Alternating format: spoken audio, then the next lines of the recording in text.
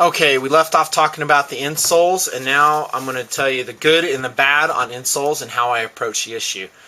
Every good boot should have a removable insole, and that is a insole you can take out and dry, because this is where most of your sweat's going to end up, and it behooves us. I need my other hand. I got a band-aid on this one.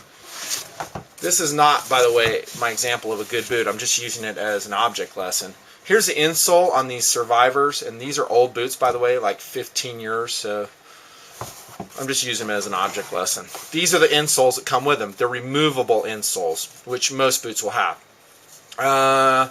And they suck. Notice there's no support at all. They do have a light layer of cambrel on the top, or Drylex as the case may be, and that's good. However, they have no support. There's no arch support at all. That's bad. Whenever possible, get insoles that are nice and well constructed. Let's look at the Reikleys. And again, these are just representative, and I don't really care about the model of boot. Every boot varies a lot. But if we remove the insoles from these are a little bit better. They have cambrel on the top of them, which I like better. However, there's really no place for the moisture to go because it comes to an impermeable barrier here, and the moisture will just get trapped in it.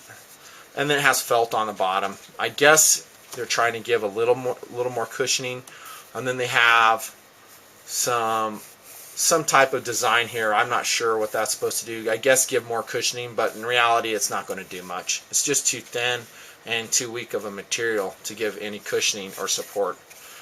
And they rely mostly on the construction of the insole itself, which is right above the midsole, to do all of that. Okay, so let's look at the Merrells, by the way, my major hiking boots, at least these days. And what I do generally, no matter what kind of insole my boots come with, I take it out and I don't use it. This is just the bare bones bottom of the boot you're seeing here. And what I use on my boots are a thing called Super Feet. Actually, the green Super Feet, because they are higher volume. And they don't look like much initially. You go, well, Super Feet, those don't look much better than what the boot came with. But take it from me, having hiked many miles on Super Feet, they make a big difference just about with every boot you have. Now, I buy mine at REI, and for you guys in Europe, you can probably mail order them from a variety of places. But the brand name is Super Feet, one word. I would show you the logo, but I've worn it off because I've worn these a lot. What it does, though, is it has a hard plastic bottom to it with a very high density foam and then a sweat absorbing top layer. And then I put those in my hiking boots, and you can trim the front portion of them to fit if they don't fit initially. And that's an insole system that works. Now, there's also custom insoles that you can get that are orthotically mated to your foot that you can form, or get them custom made to your feet. Those are good too. I've only heard, by the way, I haven't tried them, because Super Feet so far seem to be working for me. So don't worry so much about the inside insole, because you can get rid of it and improve it. Alright, let's talk to waterproofness now. This is a big topic on boots, and it's one where there's a lot of hype everywhere. And they're talking that, you know, if you don't have a boot that's waterproof or a gore-tex liner, on and on, you don't have anything. Well, my philosophy on waterproofness of a boot is that it should come from the design of the boot itself. And again, I'm going to go to these Reikleys as an example. This is a very well-designed boot for the most part. All the seams are glued. The stitching is very precise, and they've also glued the stitching so there's no water that can come in there. And if they haven't, we should do it. Waterproof, that is. Oh, by the way, here's an insole. I'm sorry, a gusset. I told you a partial gusset. That's what these Reikleys have. It's gusseted on the lower portion. Instead of running it all the way up as they should have, they discontinued it. And you remember in part 1, I think, I talked about the disadvantages of that, getting scree and stuff in it. So the Reikleys have some good points and they have some bad points. They should have taken that gusset all the way up. But at least up to this point in these Reikley boots, they are waterproof just by virtue of their design.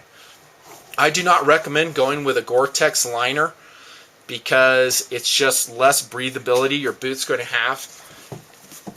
And guess what? You're pumping so much moisture into your boot just from your sweat I had Gore-Tex boots, and honestly, I thought the Gore-Tex had failed because it had so much water in it. And I'll give you an example. The one I'm talking about are these Herman Survivors that I took in survival, and these were filled with all kinds of moisture. And I don't think it's Gore-Tex, it's Sympatex, which is like the European version from years ago, but it's the same concept, that it was supposed to keep water from getting in the boot. And my boots, or my feet, were always soaked in these boots. And it wasn't from the exterior, it was from my own feet, the sweat.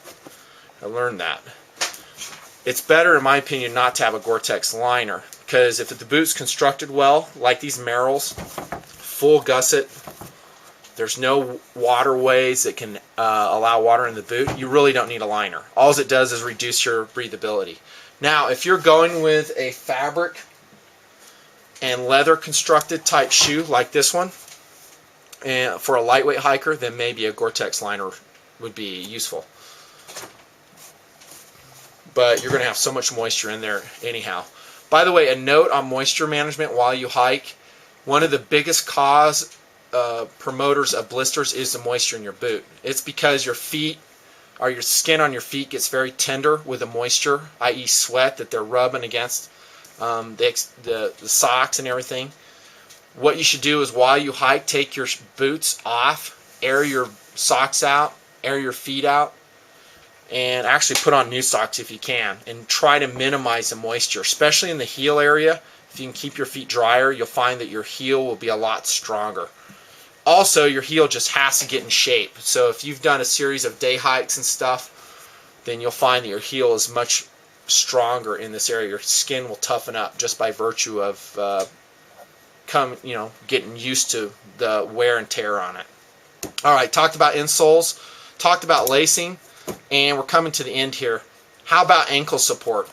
I like this type of boot that has a lot of ankle support. Those Reikleys I showed you probably have just a slight reduction in ankle support. Still boots, not shoes, but I like it. Now, if we have a good exercise program, in other words, we go on day hikes, we're maybe on the treadmill, we jog, we'll find that our ankles are already strong enough. And some people say that you should only hike with low quarter type shoes like this so your ankles get stronger. And that's an important part. But when I go into the backcountry carrying 80 pounds on my back, or whatever it is, I want all the support I can get. That's not the time for me to twist an ankle and become immobile. And I'll always go with a full size boot. Now, I won't go with a full size long boot like this. That's more of a combat tactical boot, and I generally don't like those anyhow. This I bought mostly for snow conditions and kind of snowy water conditions way back when I went through survival. So this is what I prefer. It's just, it covers the ankle completely, provides very good lateral support, has a good volumetric lacing system where I can adjust the volume to it, has locking laces up here at the top, so I can just totally modify that. So ankle support, to me, for what I do in my style of backpacking, is critical. Also, along with that, I'll put in a plug for trekking poles. I may make a separate video on those in the months to come, but trekking poles will totally help you get the most out of your boots too. It'll minimize the wear and tear in your feet and your joints as we go. All right, got to wrap it up. Finally, buying your boots. Where do you go? I started part one by saying I prefer local sales, and I'll stick with that. You should buy your boots locally because you'll find best what fits you, and you might even hook up with someone who actually knows what they're talking about and has some hiking experience. And you can add the things that I've taught you in this series of videos to what they're saying and make the best purchase for you. Bring your own socks, bring your own backpack when you go sizing your boots. Shop at night because your feet will be better sized for that.